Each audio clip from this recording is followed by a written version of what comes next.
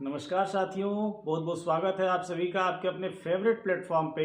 मैं आपका दोस्त एडवोकेट आशुतोष पांडे एक पुनः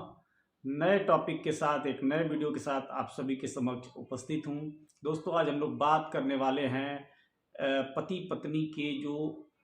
परिवार में होने वाले झगड़े हैं, वैचारिक मतभेद हैं, या अन्य किसी कारणों से यदि पति और पत्नी के बीच में दूरी आ जाती है, दोनों एक दूसरे के साथ नहीं रह पाते हैं, दोनों एक दूसरे के साथ एक दूसरे को देखना नहीं पसंद करते हैं। ऐसी स्थिति में जब पत्नी पति को छोड़ करके मायके चली जाती है अपनी समस्याओं से निजात पाने के लिए, और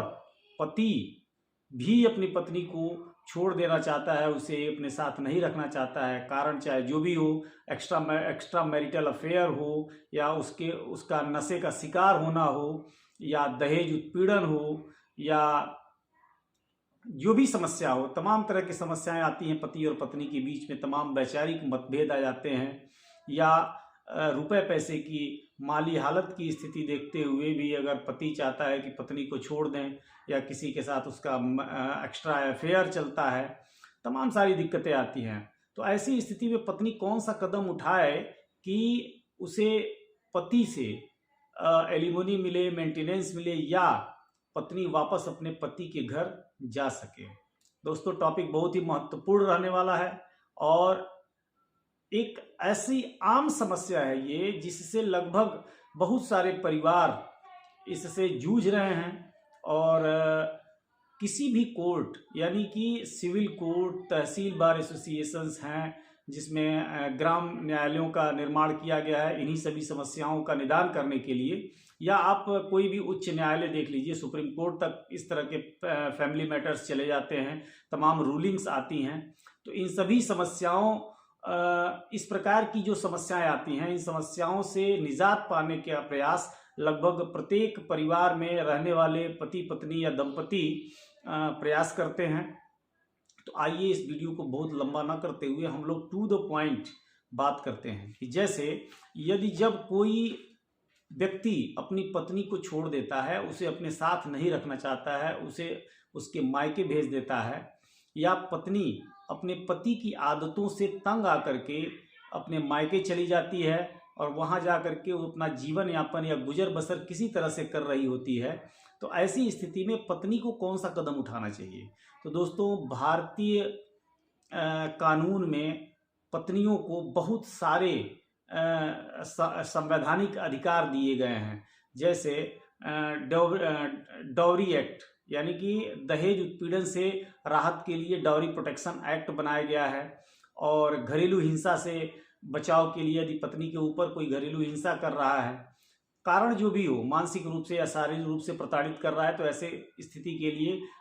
डोमेस्टिक वायलेंस एक्ट 2005 का प्रादुर्भाव भारतीय कानून में किया गया था। इसके तहत भी पत्नी जो है अपने पति के ऊपर केस करके व्यवस्था पा सकती है, रहने की व्यवस्था पा सकती है। सेक्शन 10 हिंदू मैरिज एक्ट, यानी कि जुडिशियल सेपरेशन की व्यवस्था दी गई है कि पति के घर में ही रहते हुए, पति के घर में ही एक अलग व्यवस्था उसको कोर्ट के द्वारा दिलाई जाती है। पति के खर्चे पे पत्नी पति के घर में ही अलग तरीके से रह करके अपना जीवन यापन कर सकती है। इस प्रकार की व्यवस्था कोर्ट के द्वारा दी गई है। सबसे इम्पॉर्टेंट है दोस्तों, हिंदू मैरिज एक्ट का सेक्शन 9, जिसके बारे में आज हम सभी बात करने वाले हैं। सेक्शन 9 इतना महत्वपूर्ण है दोस्तों कि जब पत्नी, जनरली क्या होता है कि जब पत्नियां चालाक होती हैं और पतियों को फंसाने के लिए सेक्शन 9 का मुकदमा करती हैं, या 125 CRPC का लाभ लेना चाहती हैं, उनसे भरण पोषण लेना चाहती हैं, तो ऐसी स्थिति में उनके पास तमाम ऑप्शन है। 498A के तहत मुकदमा दर्ज करवाती हैं। IPC का जो सेक्शन है 498A,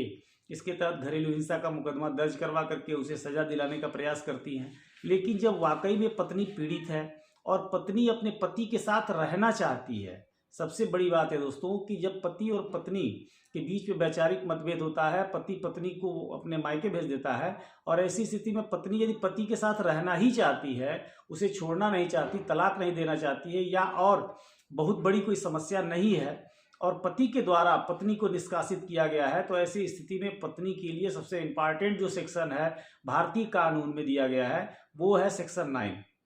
हिंदू विवाह अधिनियम 1955 की धारा सेक्शन 9 के तहत आप अपना एक पिटिशन परिवार न्यायालय मुख्य न्यायाधीश मतलब प्रधान न्यायाधीश परिवार न्यायालय के यहाँ दाखिल कर सकते हैं। और दाखिल करने के बाद पति को नोटिस होगी, नोटिस के बाद वो पति जब हाजिर होता है तो वाद बिंदु जब बनता है तो उसमें पत्नी अपनी बात रख सकती है या अपनी पिटिशन में उसने जो बातें कही हैं उसका खंडन करने का जो प्रभाव है, खंडन करने का जो भार होता है वो पति के ऊपर होता है कि पत्नी द्वारा जो भी व्यवस्था बनाई गई है, जो भी पिटिशन दाखिल किया गया है उसका खंडन करेगा पति। यदि पति खंडित नहीं कर पाता है तो पत्नी को धारा सेक्शन 9 के तहत पति के घर विदा कराने का व्यवस्था कोर्ट के द्वारा किया जाता है। उसके बावजूद भी यदि पति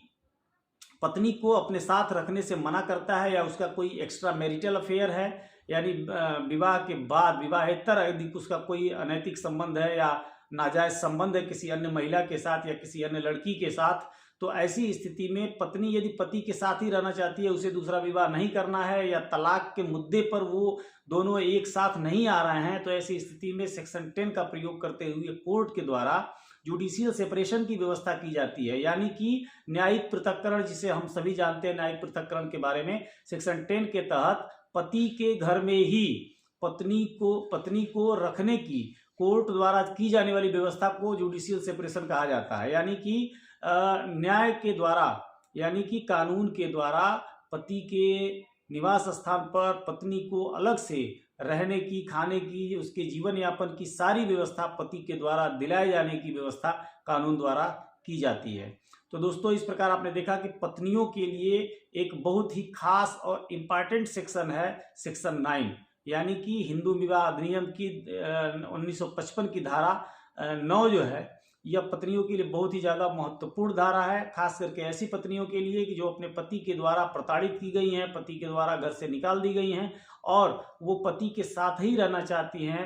न कि वो अपना दूसरा विवाह करना चाहती हैं या कहीं अन्यत्र अपना जा करके रह सकती हैं, अपने मायके में भी वो नहीं रहना चाहती। तो ऐसी स्थिति में अपने पति के साथ रहने के लिए सेक्शन 9 का प्रयोग करके पत्नियां न्यायालय के माध्यम से, प्रधान न्यायाधीश परिवार न्यायालय अपने डिस्ट्रिक्ट कोर्ट के माध्यम से इसका लाभ ले सकती हैं। इसमें तमाम रूलिंग्स आई हैं, कुछ रूलिंग्स का लिंक हम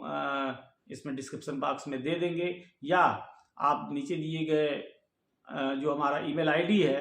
ईमेल आईडी पे आप मेल करके हमसे इसकी विधिक राय ले सकते हैं। दोस्तों इस प्रकार आज का वीडियो हमारा यही था, हमारा टॉपिक यही था। यह एक बहुत ही इम्पॉर्टेंट टॉपिक है, इसको आप सभी देखिए, समझिए, सुनिए और यदि पसंद आए तो जैसे आपने पीछे हमारे सभी वीडियोस को लाइक किया, शेयर किया, सब्सक्राइब किया, इसी तरह से इस वीडियो को भी शेयर, लाइक और सब्सक्राइब जरूर करें, बेल आइकन जरूर प्रेस करें ताकि हमारे द्वारा जो भी वीडियो बनाई जाए वो आपको समय से मिलती रहे। धन्यवाद। जय हिंद।